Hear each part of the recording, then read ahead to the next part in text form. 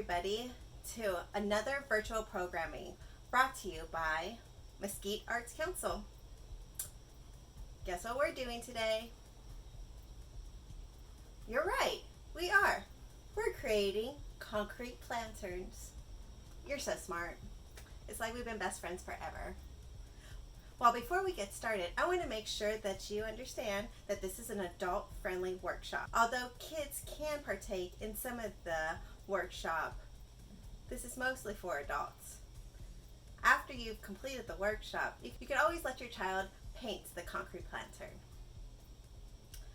While we're creating, let's make sure that we are being safe. So, let's remind ourselves of what we need to be safe with. 1, wear your mask. There's lots of little particles that could get into your lungs, and that's not good for anybody. 2, make sure that you protect your hands, either by using utility gloves or disposable gloves. Cover your hands so that the concrete doesn't dry them out. 3, this one's very important. If you choose to use the utility knife, cut away from yourself so that you don't accidentally harm yourself during this workshop. If you're not comfortable with using a utility knife, maybe get a friend that is, or revert to using scissors for most of this workshop. Well, if you're ready to get started, I am too.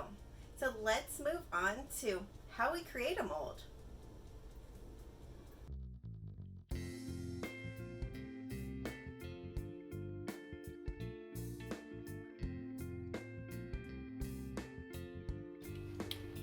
When you first start to prep your mold, you actually need just a few things. 1, scissors. 2, an X-Acto knife, utility knife, or just a straight push pin. This is going to be used to actually make a hole inside the container. This is a 1-gallon water jug, and this one's going to be pretty easy and standard. I like to remove the label just so that I can identify the best area to cut. There is usually a line, a pretty straight line right in the middle that gives you a nice guideline. What I'm doing is just pressing straight through and coming out. I always want to recap my X-Acto knife. Once I've done that, I will insert my scissors in and just start cutting around.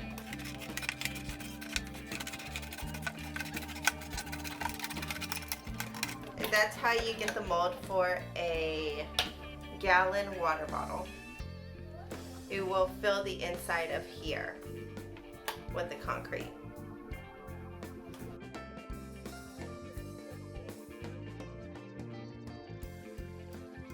When you create a mold from the milk carton, you'll just need a milk carton, some scissors, and the X-Acto knife.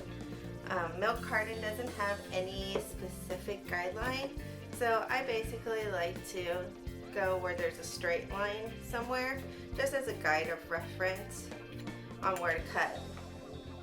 If you're going to fill the concrete up to this level, then go a little bit above that level.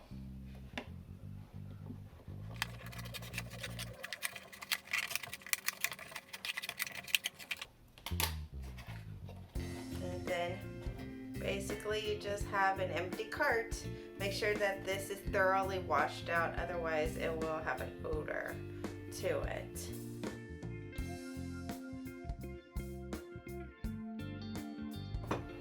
So the best way to create a concrete lantern is actually using recycled materials.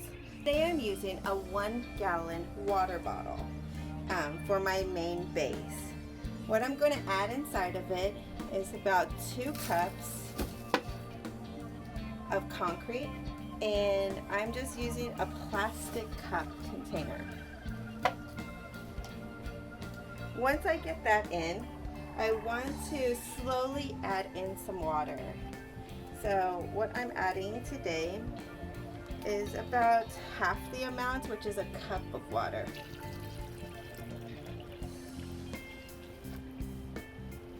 depending on the container that you are using, the ratios will be different. But what we're actually looking for visually is less of a chocolate milk consistency and more of a thick pancake batter consistency. With chopsticks, because they're disposable, I'm stirring this around.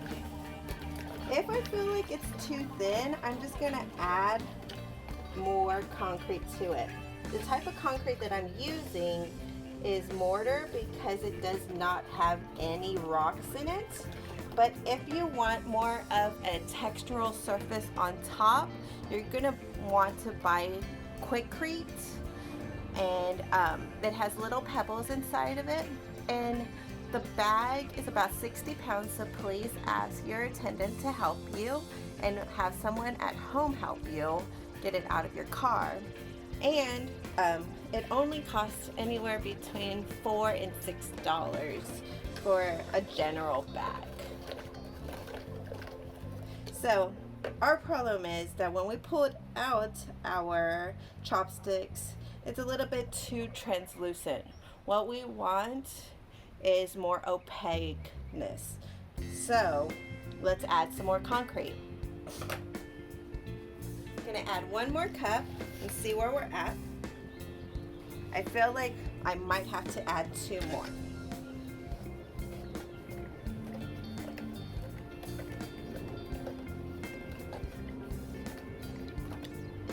Yeah, see how it's still translucent, but it's getting better. It's about half a cup.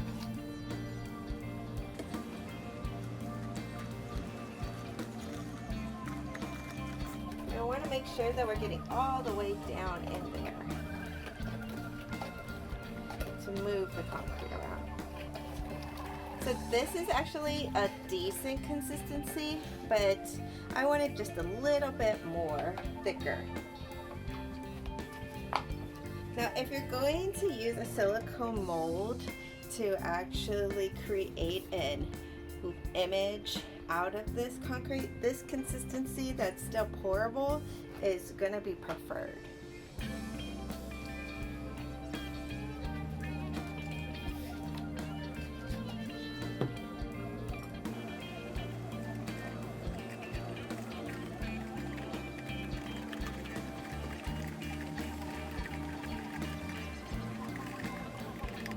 You see quite a difference from the first time we pulled out our chopsticks to the second time and the third time. So this is what we're really going for, something that's more opaque visually. Once we get it to this, then we want to make sure that we pick out a additional recycled container that can fit easily inside. And what we're going to do is push it down. It's going to want to pop back up because there's so much water in this, and if you don't want it to move that much, just add more concrete to it. If you don't mind it moving, all you have to do is add a little bit of tape to hold it into place.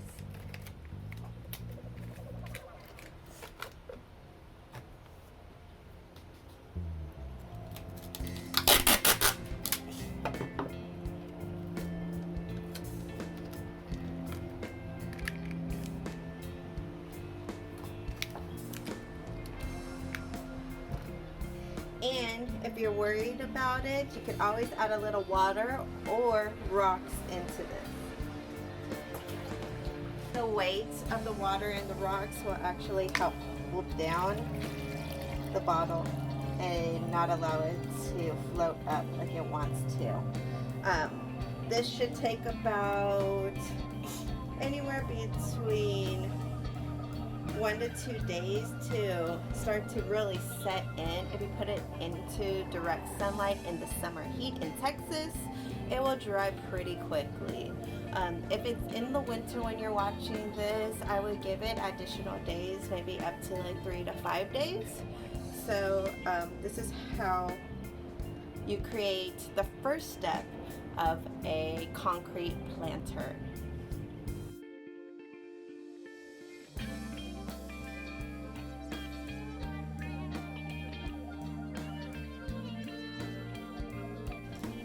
first are to unmold your concrete from the milk crate carton. It's pretty easy. This one's the most simplest mold that you can do. Basically what you want to do is just cut with your utility knife or scissors down the sides.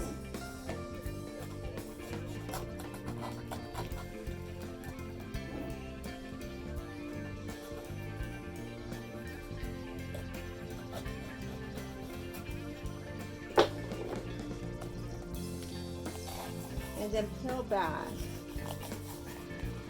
You might see that there is some loose concrete during this process.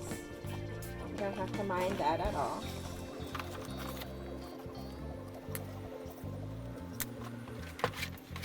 For those of you that are wondering what this green piece inside of the concrete is, it's actually a laundry detergent top. This is a great way to get a perfect circle. And what I'm going to do is fill the inner areas with an acrylic pour so that you don't end up seeing it. And that's how you unmold the milk crate mold.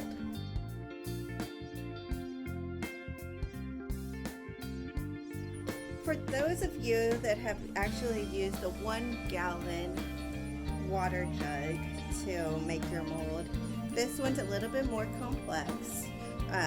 As you can see, this is the the 1 gallon jug. It's a little bit wider than the lemonade plastic jug that's inside of it. What I'm going to do is remove the inner layer first because it has a little bit more support if I do that.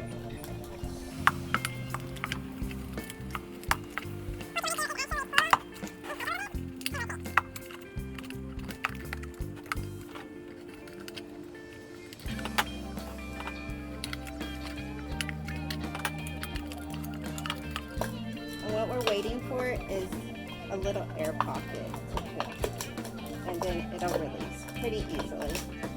I just felt it.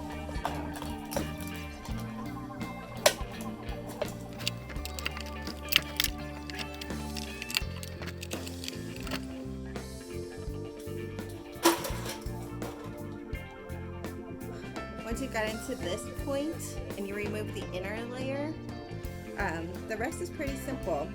You're just going to cut down the sides. I would suggest that you don't use anything that is too hard of a plastic. What I've noticed in my research, although like Snapple containers are really cool with their patterns, they're harder plastics along with some tea bottles and more of your juice bottles, but yet lemonade bottles and water bottles tend to be a little bit more flimsy in plastic, which is better for this project because it actually allows you to tear it away easier. And pull down.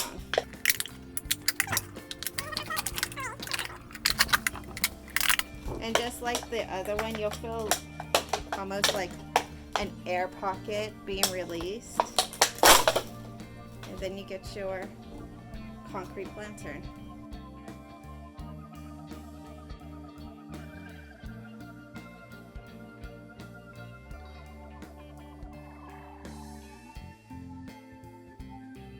So let's get to the fun part. This is where the kids could come in and actually help with this project. Here we have my milk crate carton that I demolded, and what we want to do next is kind of just dust it off from any loose particles that may be. You want to make sure that your concrete is pretty much fully dry before starting this, and then you want to grab some blue painter's tape or any type of tape that is waterproof. Today I'm going to be using silkscreen tape. My silkscreen tape is about 6 inches wide, but they do come in all different widths, just like painter's tape does. If you don't want any paint to get in a certain place, make sure that that area is fully covered as well.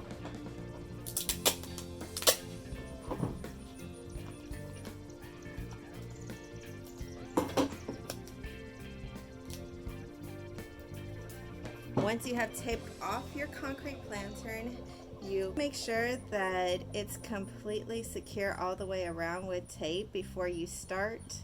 And then what we're going to actually be cutting into our design is some basic geometric shapes.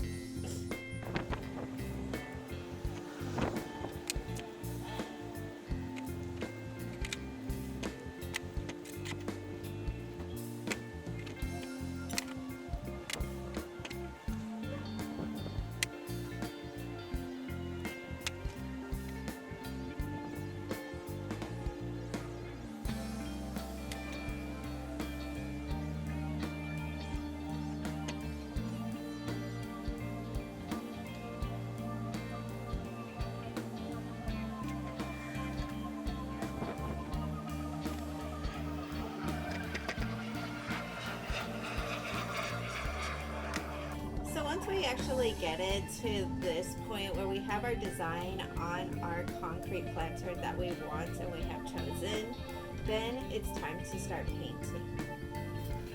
I love to paint with a gold metallic paint. This paint that I'm using today is Deco Art, and it is a 24 karat gold. It's about $10 per little container, and you can get it at any local hobby stores such as Michael's.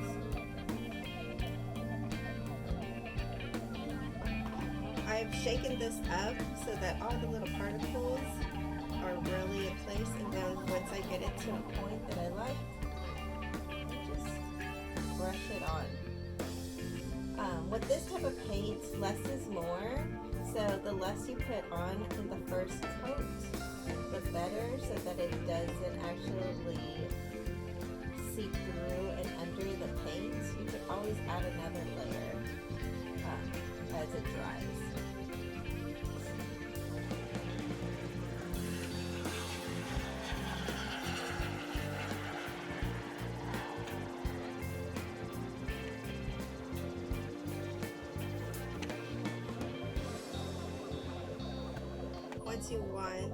Once your acrylic painting has dried, then you just start to take off the tape or the Cricut cut or whatever you have that's masking the actual paint from the concrete.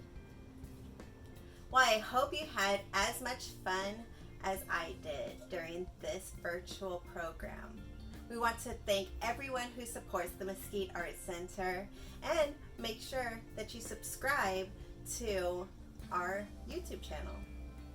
We're currently trying to get a YouTube channel name, so make sure that you push the little button with our logo on it. Until we see each other again, I encourage you to further your education on concrete and what our other artists have done with the material.